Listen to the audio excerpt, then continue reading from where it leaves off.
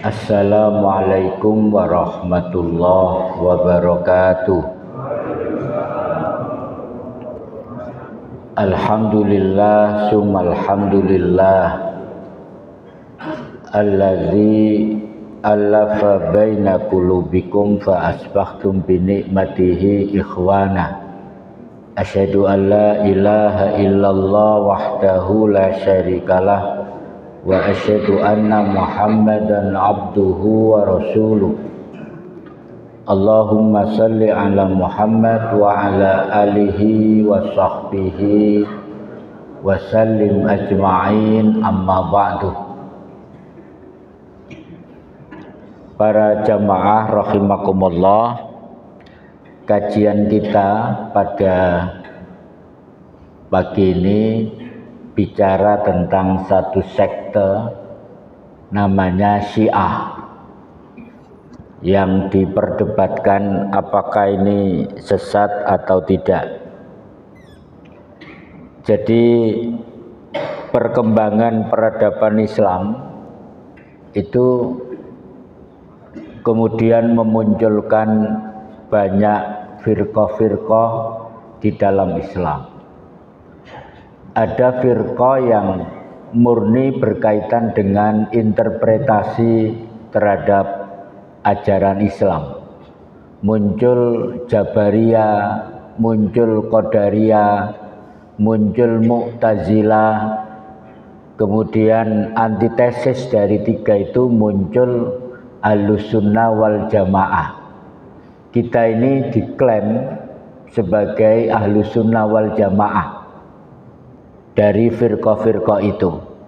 Itu kalau kita pelajari semua itu butuh 3 semester kira-kira. Sementara waktunya 45 menit lah. Itu firqah berkaitan perbedaan pemikiran di dalam menginterpretasi terhadap Al-Quran dan As-Sunnah. Kemudian muncul firqah yang berangkat dari perbedaan pandangan politik, kemudian menjadi teologi agama. Yang pertama muncul adalah Khawarij. Saya sudah selesaikan materi ini. Yang kedua Syiah.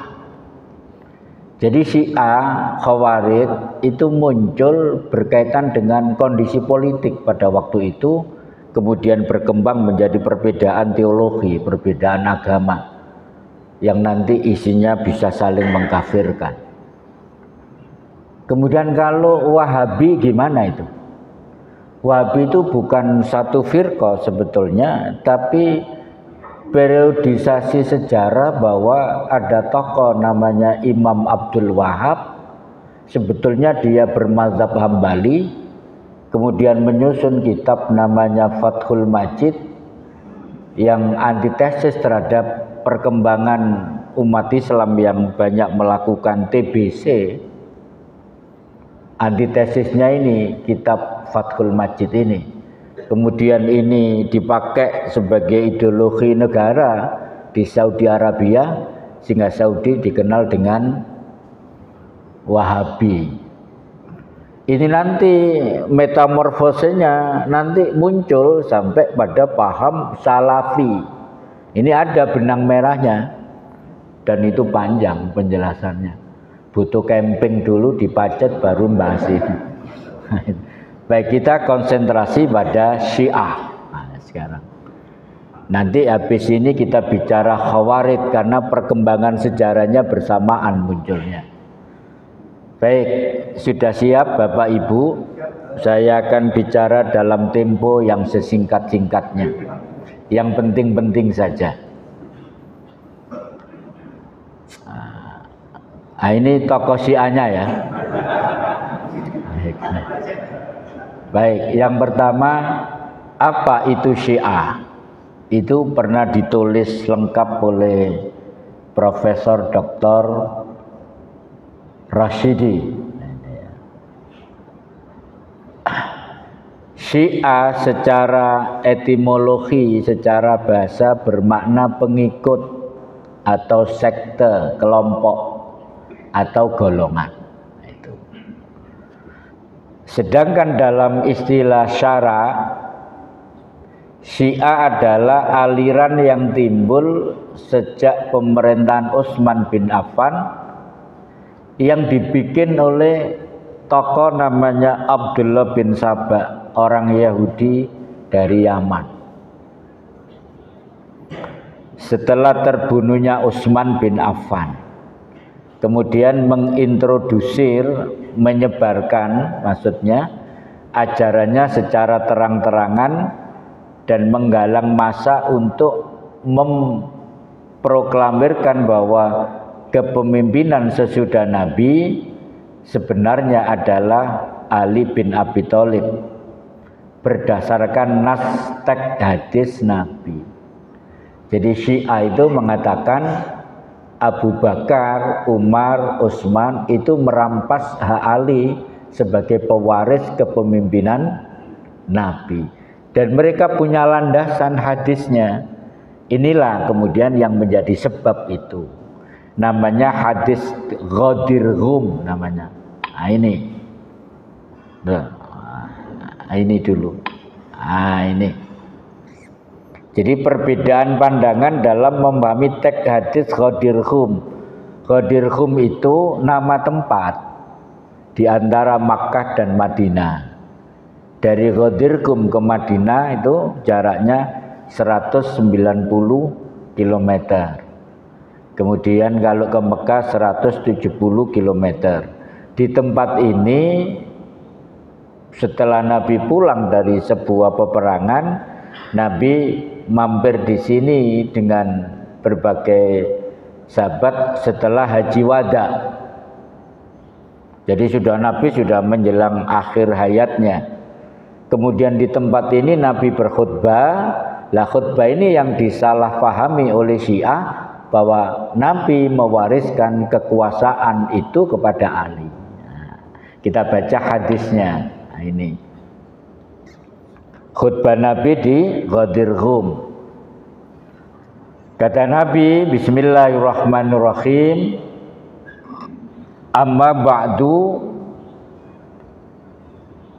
ala ayyuhan nas fa innama ana basyarun yusiku ayyatiya rasul. Wahai seluruh manusia, sesungguhnya aku adalah manusia biasa yang diutus oleh Tuhanku, rasul maksudnya. Rabbi fauji bahwa ana tarikun fikum taqalaini awwaluha kitaballahi fihil huda wan nur. Akan datang memanggilku dan aku akan menjawab panggilannya. Panggilan Tuhan maksudnya. Aku tinggalkan pada kalian dua perkara yang berat. Sakolain itu dua perkara yang berat. Yang pertama Al-Quran, kitabullah. Fihi, di dalamnya ada petunjuk dan cahaya. Fakhudhu bi kitabillahi wastamsiku bihi wa ahlul baiti. Ambillah isi kitab Allah itu dan peganglah erat-erat dan ahlul baitku. Lah ahlul bait nanti ini menimbulkan perbedaan pandangan yang tajam. Bagi Syiah, ahlul bait itu ya mulai Ali sampai 12 imam berikutnya, selebihnya tidak. Tapi bagi Sunni, ahlul bait itu bukan itu saja, itu nanti. Nah, kemudian Nabi sampai mengulang 3 kali, uzakkirukumullah fi ahlil baiti, diulang 3 kali. Aku ingatkan kepada kamu Aku ingatkan kamu kepada Allah atas ahlul baitku, diulang 3 kali. Ini sahih hadisnya, riwayat Imam Muslim. Belum ada tanda-tanda perbedaan pandangan. Tetapi dalam riwayat yang lain, hadis ini ada tambahan. Imam Muslim tidak meriwayatkan, tapi Imam At-Tirmidzi meriwayatkan dengan redaksi yang berbeda yang saya cetak merah ini. pakar hadis berbeda pendapat, banyak yang mendhaifkan tambahan mang kuntu maulahu fa aliyun maulahu. Ini yang jadi masalah ini. Potongan tambahan Imam Tirmidzi yang banyak ulama yang mendhaifkan. Barang siapa menjadikan aku sebagai wali, maka Ali juga walinya. Wali itu bisa bermakna pemimpin. Lah Syiah mengatakan, kalau begitu sebetulnya Nabi tidak pernah mewasiatkan kepemimpinan ini kepada Abu Bakar, Umar, Utsman, tapi kepada Ali. Nah, kelompok ini kemudian mengelompok menjadi Syiah. Ini kan politik kan, soal kepemimpinan gitu. Nah, kemudian kelompok ini setelah mengatakan bahwa Ali yang paling berhak, maka implikasinya sampai mengkafirkan Abu Bakar, mengkafirkan Umar, mengkafirkan Utsman. Nah, kelompok Syiah yang mengkafirkan ini disebut Rafidhah, sekte yang paling keras di kalangan Syiah, juga Syiah Imamiyah yang sekarang berkembang di atau mayoritas di Iran. Nah, Syiah Imamiyah ini juga disebut Syiah Isna Asy'ariyah yang mempercayai ke-12 imam itu. Nah, Rafidhah dan Imamiyah ini sekte Syiah yang mengkafirkan selain Syiah yang sekarang di Iran itu. Jadi Syiah Iran menganggap kita itu kafir. Yang ini kafir kabeh ki sakjane menurut Syiah itu kan ngeri toh. Nah ini. Baik. Ini yang pertama.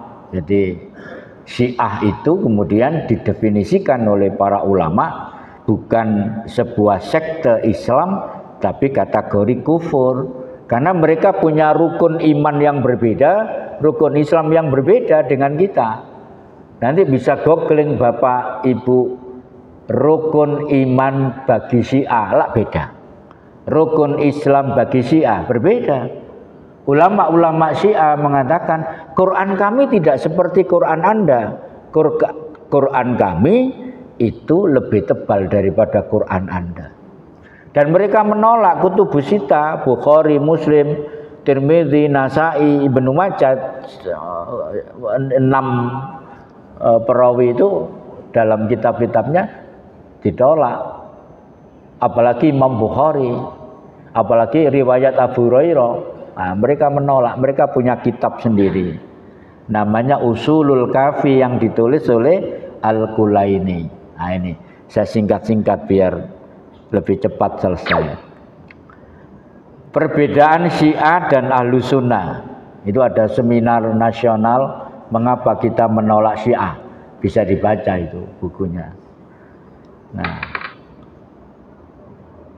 pertama soal kedudukan Ali.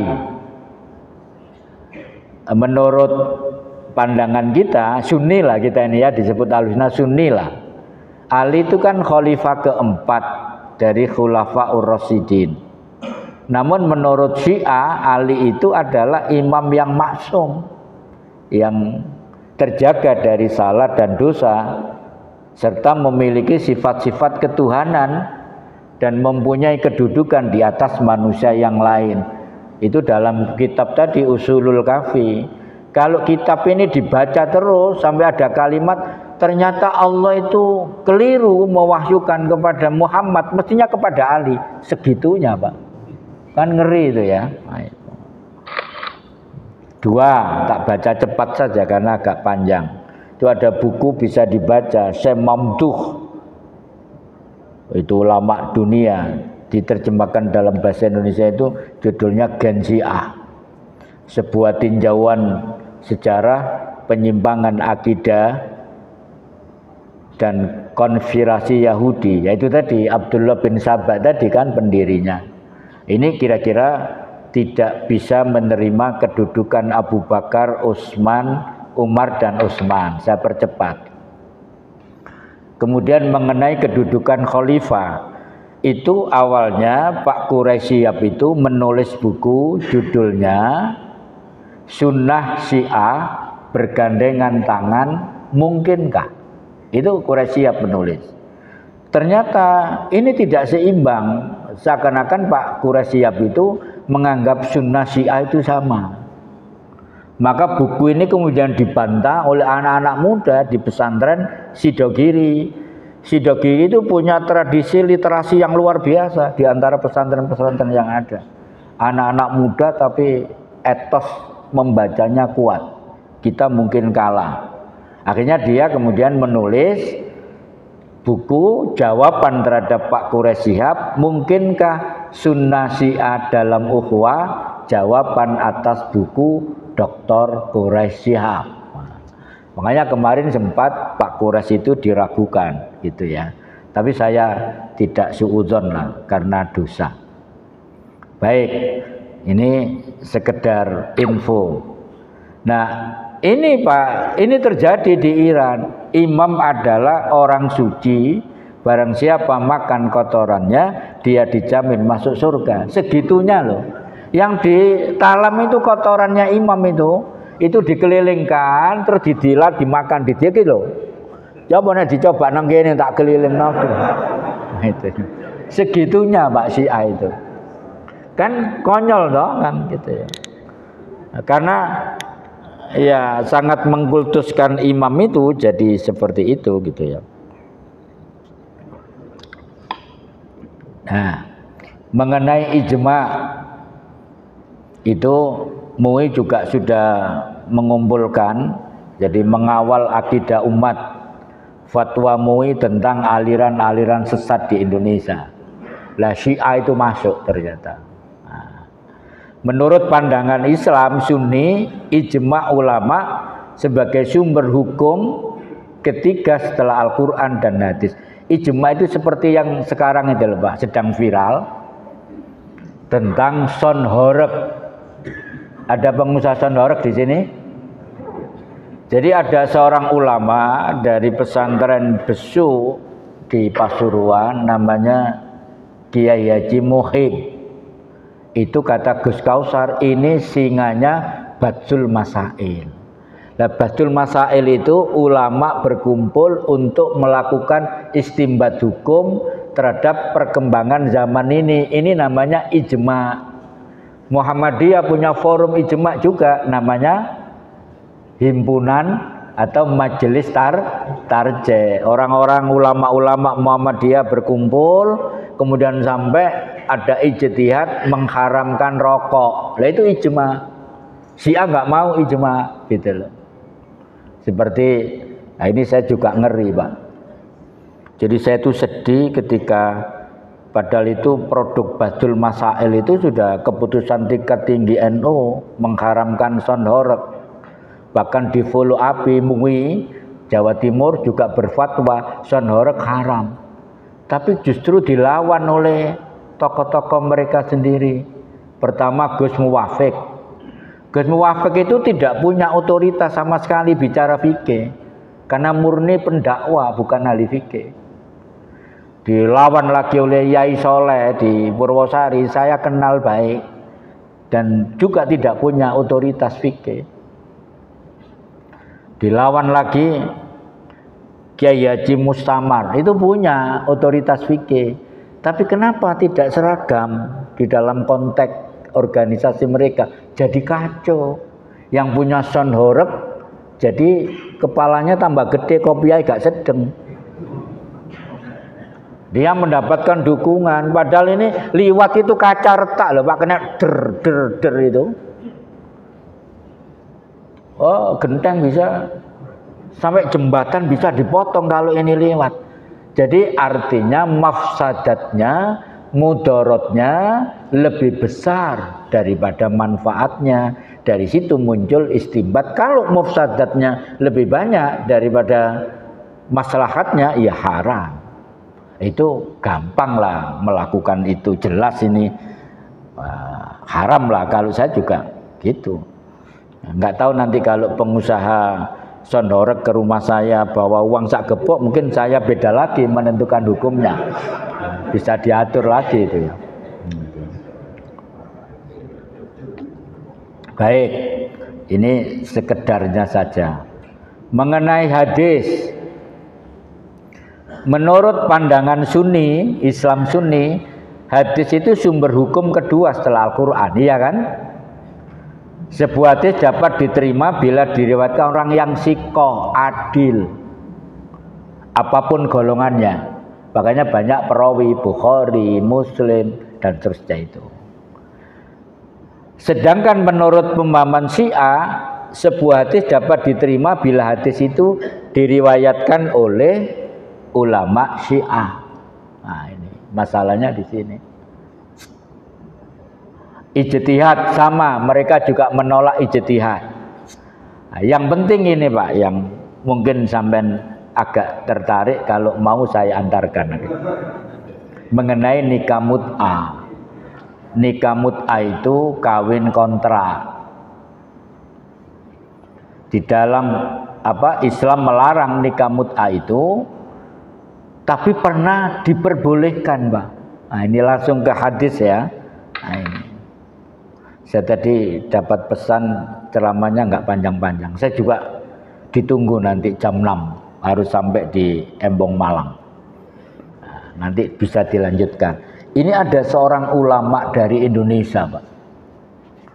Ini mertuanya Gus Kausar. Namanya Abdul Hamid bin Ahmad Baidawi. Sudah almarhum. Dulu ini aktivis partai P3 gitu ya.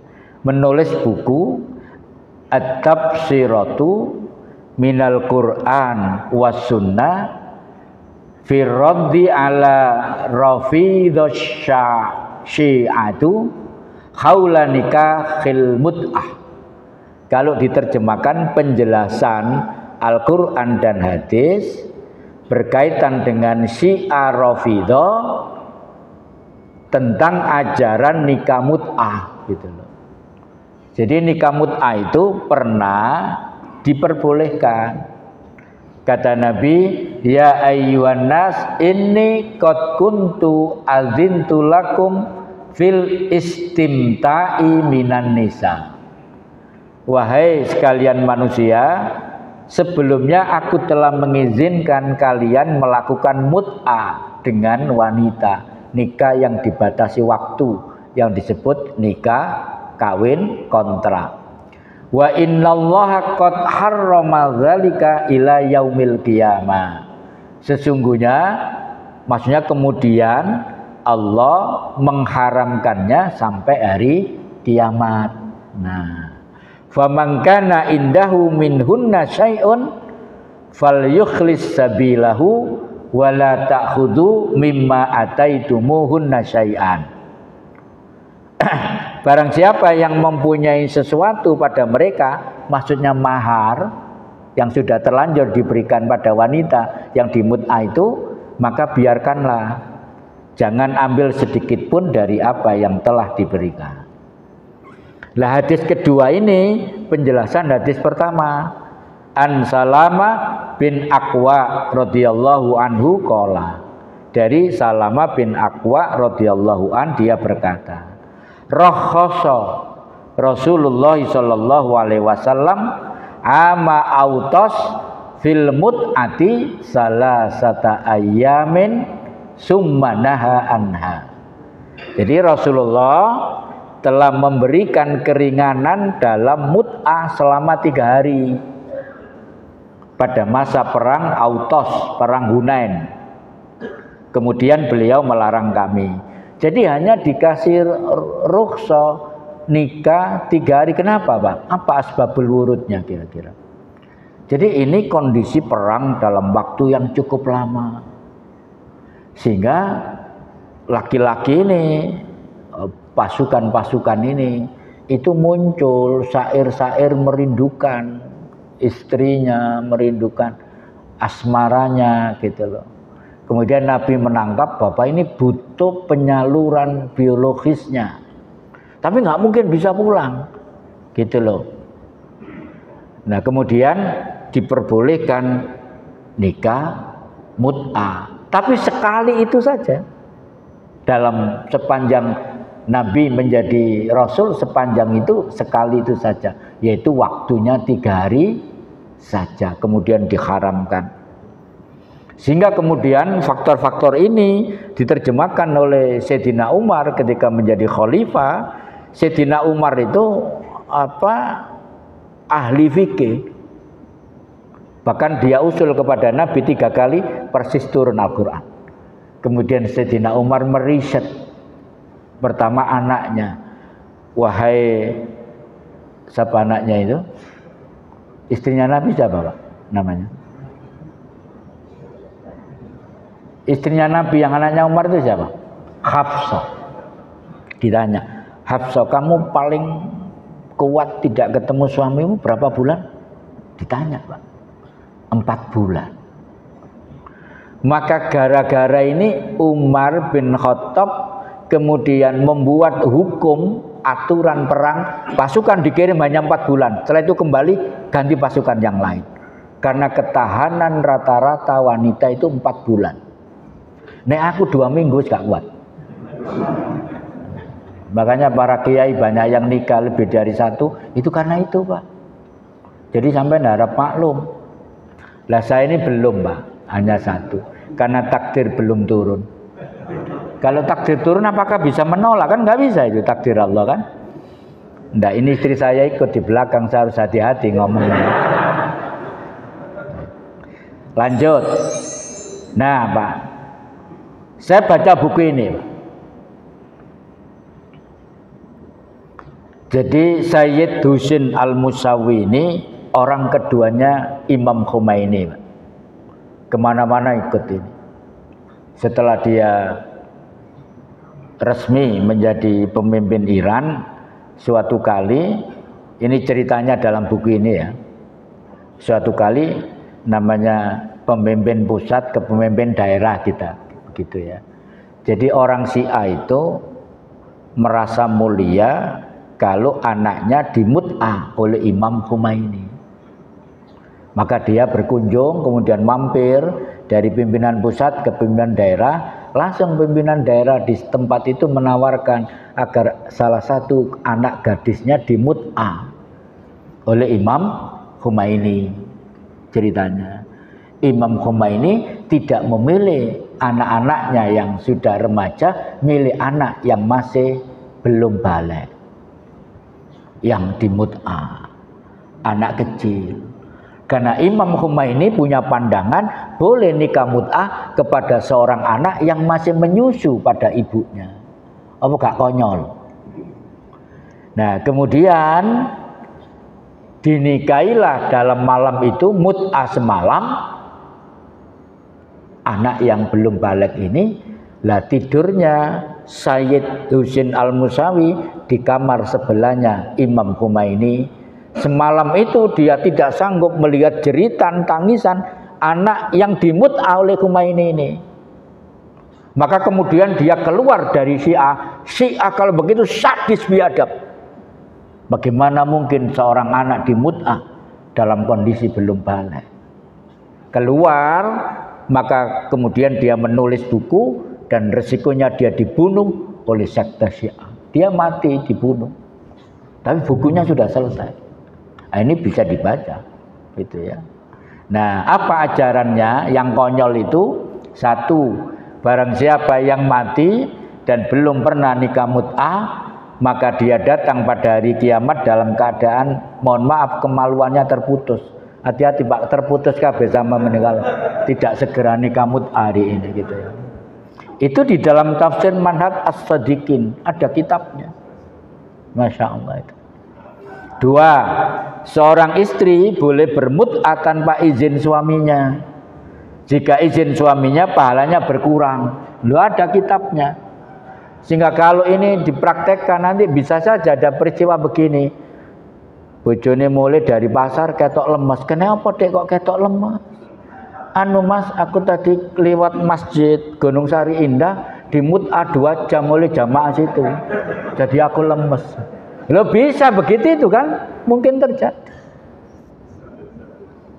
Ada kisah nyata Pak di Bandung.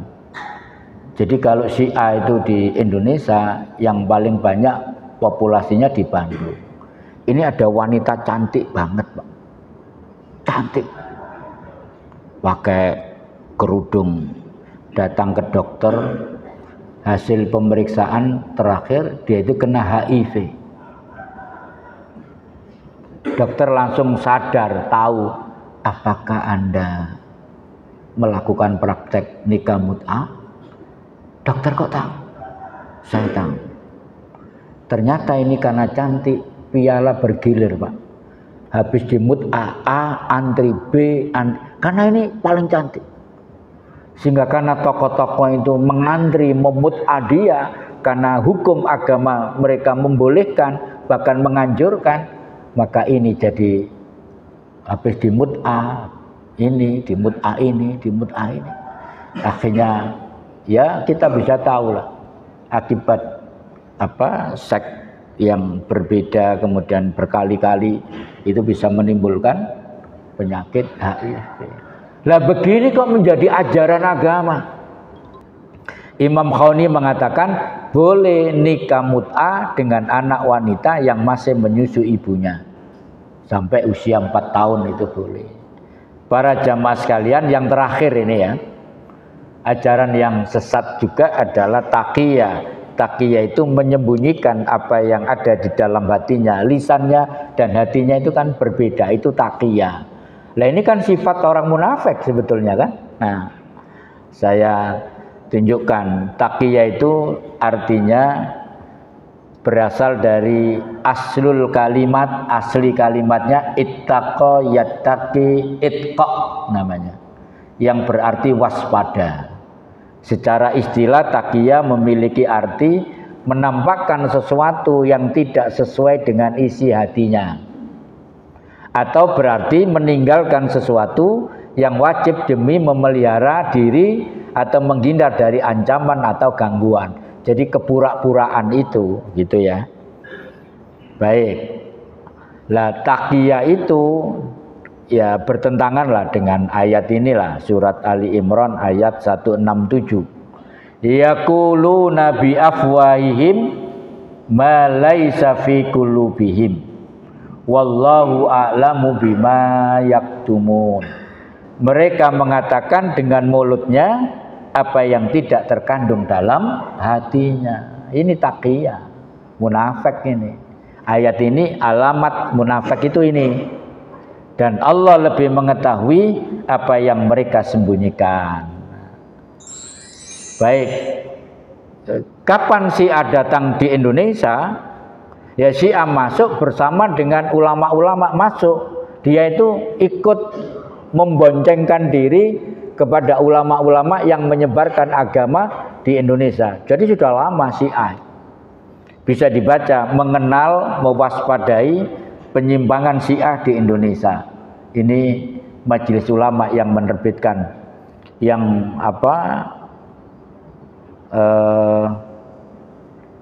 diterbitkan sudah lama ini ya.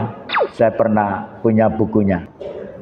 Nah, ini 10 kriteria aliran sesat yang ditetapkan MUI, dan Syiah masuk hampir seluruh ciri ini masuk. Ini yang bisa saya sampaikan. Saya mohon tidak ada tanya jawab. Saya langsung terbang. Kalau ada makan saya nggak ikut makan. Kok anak kludik-kludik Pak tadi ya. Saya itu sangat peka kalau ada makan itu. Saya langsung ke Embong Malang. Ada Masjid Ukhuwah namanya, minta saya rutin Ahad keempat jam 6. Mohon maaf Bapak-bapak, silakan dibaca buku-buku tadi, nanti saya kirim ini ya, PDF-nya ke Takmir, bisa dibaca, buku-bukunya bisa dibeli untuk khazanah agar kita tahu tentang Syiah itu apa dan kita tidak ikut arus simpati kepada Syiah dari kondisi perang hari ini. Akhirul kalam, billahi taufik wal hidayah. Wassalamualaikum warahmatullahi wabarakatuh.